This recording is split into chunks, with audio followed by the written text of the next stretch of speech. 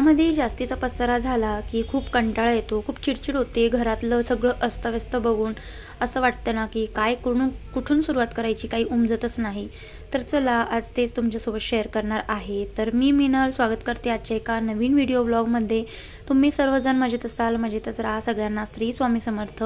आणि हो, आजचा रुटीन जो असणार आहे तो मॉर्निंग रुटीन आहे. आणि आज सकाळी काय झालं ना की काल बुधवार होता. काल गणपती घरी आले, गणपती बाप्पाचं छान असं आगमन केलं.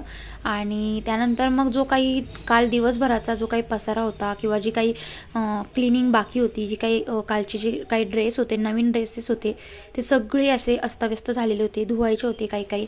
तर सगळं आज मला आवरायचं होते. त्याचबरोबर रोजच्या कामांसोबत अजून जास्त कामं वाढली की खूपच मग चिडचिड व्हायला लागते की कुठून काय करायचं, कसं आवरायचं, घर कसं स्वच्छ करायचं.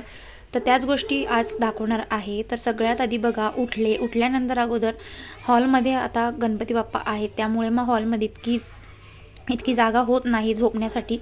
तर घरामध्ये आजी बहीण वगैरे सगळेजण आहेत, त्यामुळे मग काय करते ना, मी बेडरूममध्ये झोपलेलो होतो आज आम्ही.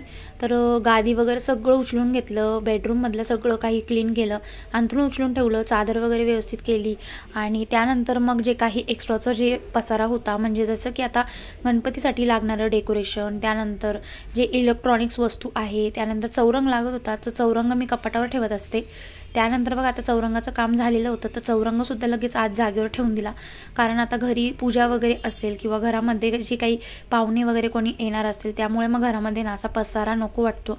त्यामुळे म्हटलं सगळं जितकं रोजच्या रोज थोडं पॉसिबल होईल तितकं घर स्वच्छ करायचं.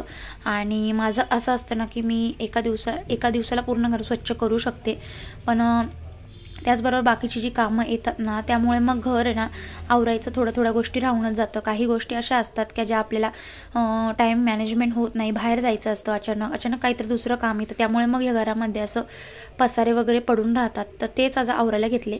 आणि घरामधली सकाळी सगळी क्लिनिंग आणि रुटीन माझा तुमच्यासोबत आज मॉर्निंगचा सकाळपासून ते दुपारपर्यंतचा रुटीन शेअर करणार आहे. तर बघा, आता सोप्यावरचं सगळं अस्ताव्यस्त झालेलं होतं. सगळा सोप्यावर कचरा वगैरे झालेला होता. सगळं छान असं झटकून क्लीन केलं. प्लॅस्टिक तर अंथरूणच घेत असते, तुम्हाला माहितीच असेल, बऱ्याच बायकांना माहिती असेल, बऱ्याच जणांना नसेल माहिती की सोप्यावरती मी खालती प्लॅस्टिक टाकते, कारण सोपा त्यामुळे खराब होत नाही आणि लवकर असे काही पाण्याचे डाग म्हणा, कसले दुसरे डागसुद्धा लागत नाही त्यामुळे. तर आता बघा, ते झाल्यानंतर आहे ना इलेक्ट्रॉनिक्सच्या ज्या काही वस्तू होत्या ना, माझ्या ज्या बेडमध्ये ठेवते मी. आता गणपती बसणार आहे, त्यामुळे जे काही लागणारे इलेक्ट्रॉनिक सामान आहे ते बघू शकतात किती सगळं बॉक्सेस खूप सारे बॉक्स झालेले होते. जे काही लागत नव्हते, रिकामे बॉक्सेस होते, ते आज रिकामं करायला घेतलं. आणि कसं आहे ना, जेव्हा आपण रोजची क्लिनिंग करतो ना, त्यावेळेस आपल्याला ह्या क्लिनिंग आवरायला जमत नाही. पण इतर वेळी जेव्हा आपण एखादी काही क्लिनिंग करायला काढली किंवा कपाटामधून किंवा कोणत्या वस्तू आपण आवरायला घेतल्या ना, त्यावेळेस आपल्याला आता गणपती बसणार होते, त्यामुळे मला समजलं की आता इतकं सारं पसारा बघून असं वाटत होतं की सगळं फेकून देऊया, जे काही रिकामं बॉक्सेस आहे ते, त्यानंतर जे काही अत्राप सामान आहे ते. तर बघा, आता सगळं रिकामं केलं. आणि त्यानंतर ज्या काही लागणाऱ्या गोष्टी होत्या त्या सगळ्या ठेवल्या. लाईट होत्या, बल्ब होते, आणि त्याचबरोबर जे काही इलेक्ट्रॉनिक जे काही आपल्याला जे काही हातोडी किंवा पक्कड अशा काही ज्या गोष्टी असतात ना, त्या सगळ्या वेगवेगळ्या करून घेतल्या. आणि सगळं एका बॉक्सेसमध्येच ठेवत असते, कारण कसे वेळेवर आपल्याला सापडतात आणि लागलं ना तर वेळेवर आपण लवकर घेऊ शकतो. तर अशा पद्धतीने छान मी सगळं व्यवस्थित एका ठिकाणीच ठेवत असते. आणि त्यानंतर बघा, आता पिशवी पूर्ण रिकामी करून स्वच्छ झटकून वगैरे घेतली. त्यानंतर जे काही होतं ना, डिश टी व्हीचे जे काही वायर वगैरे होत्या त्या ठेवल्या व्यवस्थित, कारण इथे मी डिश टी व्ही वगैरे लावलेलं नाही आहेत त्यामुळे. तर म्हटलं चला, आता डिश टी व्हीच्या वायरसुद्धा आता कधी ना कधी दुसरीकडे जर आपण डिश टी व्ही घेतला, केबल वगैरे घेतली, त्यासाठी उपयोगी पडेल, त्यामुळे ठेवलेली आहे. आणि त्याचबरोबर स्विच बोर्ड आहे, काही हे LED लाईट्स आहे आणि फोकस आहे, ते जे काही लावणार नाही आहे ते सगळं आता इथे ठेवलं. रिकामे बॉक्सेस पण ठेवले ज्यामध्ये फोकस ठेवायचे असतात, कारण गणपतीसाठी लागणार होते म्हणून त्यामुळे काढले होते. पण अशा पद्धतीने व्यवस्थित सगळं ऑर्गनाईज करून घेतलं. यामधला इतका सगळा कचरा मी बाहेर काढून घेतला. बल्ब्स होते, वेगवेगळ्या प्रकारचे छोटे बल्ब्स आणून ठेवले. जे काही जास्तीचे बल्ब झालेले आहे ते तसेच ठेवले. जे काही बाथरूमला म्हणा किंवा बेडरूम किचनला कुठे जर लागलं तर मग व्यवस्थित ठेवले तर वेळेवर सापडतात, फुटतसुद्धा नाही. आणि अशा पद्धतीने छान कॅरीबॅगमध्ये सगळं भरलं आणि कॉटमध्येच ठेवत असते. जेव्हा लागेल, हे जास्त यूज होत नाही या गोष्टी, तर त्यामुळे मग हे सगळं असं कॉटमध्येच ठेवलं. तर आजीला बोलले की तुझ्या हाताने ठेव, कारण जे काही स्टँड होता ना वरती करण्याचा, तो खूप जड झालेला होता, कारण 2 गाद्या त्यावरती होत्या, आतरून होतं. म्हटलं आजीला, म्हटलं मी धरते, तू तोपर्यंत पटकन ठेवून घे. तर अशा पद्धतीने व्यवस्थित सगळं आवरून लगेच ती गोष्ट जागेवर जर ठेवली ना, तर मग लगेच एक एक गोष्टी क्लीन होत चालतात आणि घरसुद्धा स्वच्छ व्हायला लागतं. तर बघा आता बेडवरती लगेचच ती गादी किंवा काही तसंच न ठेवता लगेचच ती चादरसुद्धा नीट करून घेतली, झटकून घेतली व्यवस्थित. आणि त्यावरती सुद्धा काही खिळे वगैरे म्हणा, बारीक टेकस असतील तर ते तसेच पडलेले असतील, त्यामुळे छान असं झटकून क्लीन करून घेतलं. आणि बॉक्सेस जे होते रिकामी ते फेकून दिले, कारण कसं ना, घरामध्ये बॉक्सेस ठेवले की कॉक्रोच येतातच आणि कितीही म्हणजे स्वच्छता ठेवा, 1-2 कॉक्रोच दिसतात, त्यामुळे आपल्याला कळून येत नाही की कॉक्रोच कशामुळे होतात. तर त्यामुळे माझे बॉक्सेस वगैरे मी रिकामेच फेकून देत असते, लागल तितकेच ठेवते, काही गोष्टी जर गरजेच्या असल्या तर. त्यानंतर छान असं झाडांना पाणी घालून घेतलं आणि 2-3 दिवसापासून मी खूप बिझी होते. दुसरं शेड्यूल चालू होतं, कंटिन्युअसली घरातली क्लिनिंग, ऑर्गनायझेशन किंवा गणपती डेकोरेशन चालू होतं. त्यामुळे ही बाकीची जी काही घरातली आवरण्याची जी इतकी डीप क्लिनिंग जी असते ना रोजची माझी, ती काही जमत नव्हती. त्यानंतर बघा आता एक एक गोष्टी मला सापडत गेल्या, जसं का हा टेप मी काढला होता डेकोरेशनसाठी. तर आता टेप काढला, त्या निमित्ताने मला आता हे आपलं जे मशीन, सिलाई मशीनचे जे काही बॉक्स असतात, ज्यामुळे आपण टेप ठेवतो किंवा दोरे ठेवतो, बटन्स ठेवतो आणि जे काही सिलाई मशीनसाठी ज्या काही गोष्टी लागतात ना, तर मला मशीन वगैरे चालवता येते आणि मला रेग्युलर टिप वगैरे किंवा ड्रेस वगैरे नॉर्मली शिवता येतात. पण मग इतकं जास्त मी काही म्हणजे मी जास्त काही शिवत नाही.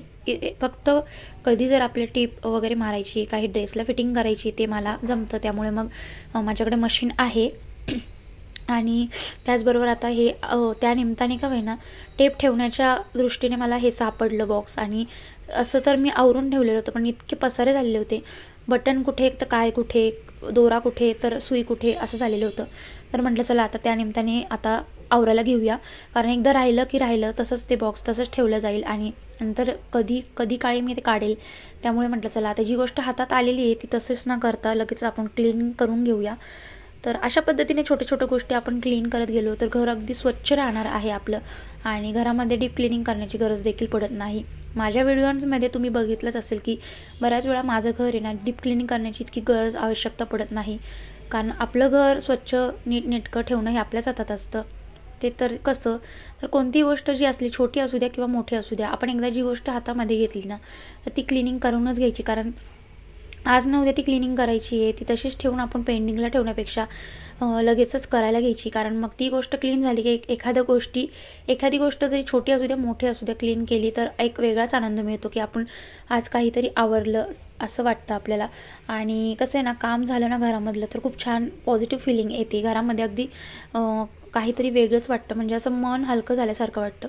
तर बघा माझं कसं असतं ना, की माझ्या डोक्यामध्ये, माइंडमध्ये एखादी गोष्ट जर बसली, जसं की आता बघा क्लिनिंगचं जे काही एक्स्ट्राची क्लिनिंग होती, गणपती बाप्पासाठी जे काही डेकोरेशन लागणार होतं, तर ते आता आवरायला घेतलं. आता हे सगळं डोळ्यापुढे असंच पडेल होतं कालपासून. आणि हे कसं आहे ना, एक दिवस ठीक वाटतं, आता घरामध्ये पाहुणे वगैरे येणार, घरामध्ये कोणी ना कोणी येणार, भलेही कोणी नाही आलं तरीही डोळ्यापुढे दिसायला चांगलं दिसत नाही. कारण ह्या गोष्टी ना, गणपती बाप्पा आलेले आहेत, घरामध्ये रोजची जी माझी साफसफाई असते, त्यामुळे हे कचरा मला बघून खूप कसतरी वाटत होतं, कधी आवरेल कधी नाही असं होत होतं. त्यामुळे हे सगळे जे काही थर्मोकॉल्स आहे ते वेगळे करून घेतले, जे काही पडदे होते सगळे पडदे वेगळे करून घेतले, जे काही एल्बो वगैरे होते, जे काही पाईपसाठी लागणारे होते ते सगळं वेगळं करून घेतलं, सगळं वेगवेगळ्या पिशव्यांमध्ये भरलं, जसं की लक्षात येईल लवकर. आणि हे टिपॉय जे आहे, तर हे टिपॉय माझं आहे ना रेग्युलर म्हणजे यूज करायचे मी, पण मग ते थोडंसं आदळल्यामुळे थोडंसं खालून टिचलेलं आहे आणि टिचल्यामुळे ना लिकेज होतं, पाणी लिकेज व्हायला लागलं होतं. त्यामुळे हा टिपॉय फेकून देण्यापेक्षा किंवा याचा रियूज म्हणून मी असं यामध्ये डेकोरेशन वगैरे सगळं ठेवलेलं आहे. कधी ना याच्यामध्ये व्यवस्थित देखील राहतं डेकोरेशन म्हणा, काही माझे जे काही वर्षभर लागणारे जे काही फ्लावर्स आहे, डेकोरेशनची काही फुलं आहे, सगळं यामध्ये ठेवते. पडदे वगैरे देखील एक ठिकाणी जर ठेवलं ना, तर अशा पद्धतीने आपल्याला सापडतात वस्तू लवकर.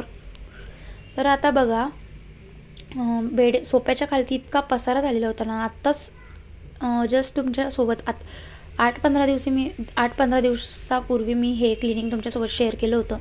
तरीसुद्धा तुम्ही बघू शकतात किती जास्त खराब झालेलं होतं आणि लगेच इकडं तिकडे सगळ्या वस्तू इकडे तिकडे होऊन जातात. आणि एक वस्तू जर काढायची म्हटलं तर आपण एक वस्तू काढतो, पण त्याचबरोबर आपण 4 वस्तू देखील काढायला घेतो आणि तसंच ते अस्ताव्यस्त आपण असंच ठेवून देतो.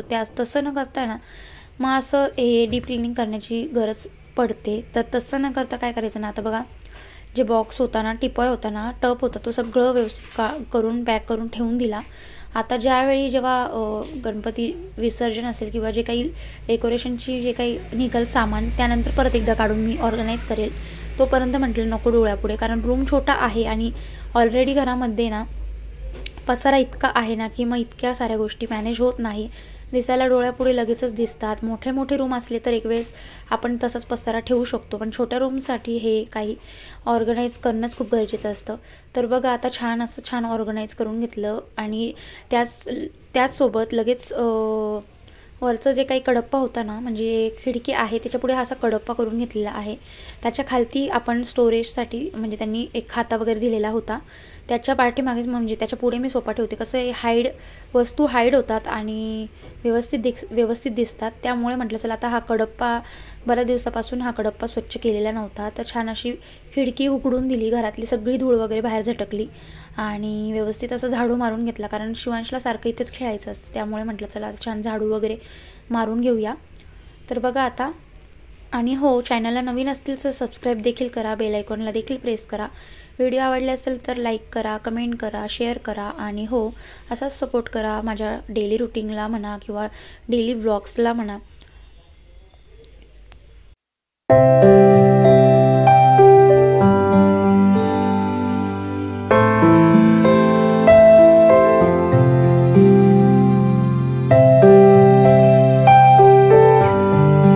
तर सकाळपासूनचं जे काही माझं रुटीन चाललेलं होतं ना, तर ते बऱ्याच वेळा दुपारपर्यंत असं लांबणीवर पडलं होतं, कारण बाप्पा बसलेले आहेत घरामध्ये. स्वच्छता तर केलीच पाहिजे आणि रोजच्या रोज अशी डीप क्लिनिंग मी करतच असते. काही ना काही कानाकोपराचा क्लीन केला की घरामध्ये एक पॉझिटिव्हिटी येते आणि घर अगदी स्वच्छ झाल्यासारखं वाटतं. बघा आता छान असा झाडू मारायला घेतला आणि जे काही कचरा होता, सोप्याच्या पाठीमागे देखील काही कचरा होता, सगळं असं झाडूने व्यवस्थित स्वच्छ करून घेतला. कारण एकदा का हात फिरवला ना, मग 8-15 दिवस काही आपल्याला स्वच्छता डीप क्लिनिंग करण्याची गरज पडत नाही. त्याचबरोबर बघा आता ही जी काही देवापुढे रांगोळी काढली होती, तर रांगोळी चौरंगाभोवती काढली होती. तर चौरंग वगैरे आता मी उचलून घेतलेला आहे आणि आता चौरंगाची गरज नव्हती, त्यामुळे म्हटलं चला आता चौरंग पण जागेवर ठेवला. त्यानंतर रांगोळी वगैरे सांडलेली होती, इकडे तिकडे पायाला चिकटत होती, तर म्हटलं चला आता झाडू वगैरे मारून घेऊया.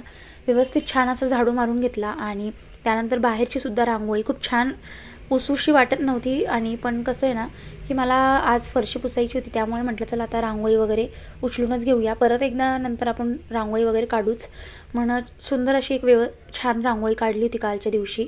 आणि बाहेर चिखल वगैरे झालं होता दरवाजाच्या बाहेर, तर म्हटलं चला इथे छान असं फरशी वगैरे पुसून घेऊया. दाराभोवती असं चिखल वगैरे आणि कचरा वगैरे चांगला वाटत नाही, त्यामुळे म्हटलं चला असं एक झाडू वगैरे मारून घेऊया. तर व्यवस्थित छान असं झाडू मारून सगळी रांगोळी उचलून घेतली. आणि रांगोळी कशी पायदळी आली की चुनचुन व्हायला लागते आणि ते सगळं घरामध्ये पसरतं. त्याचबरोबर जे काही चप्पल बुटाचं स्टँड आहे ते सुद्धा छान व्यवस्थित करून घेतलं. त्याच्या खालतीसुद्धा काही चपला खूप चिखलाने माखलेल्या होत्या आणि कसं ना बाहेर खूप पाऊस वगैरे चालू आहे आणि त्यामुळे सगळ्या चप्पल्स ज्या आहे ना त्या चिखलाने भरलेल्या होत्या. तर सगळ्या झटकून वगैरे असं चिखल वगैरे उचलून घेतलं आणि जे काही सांडलेलं होतं रांगोळीचं ते सगळं क्लीन करून घेतलं.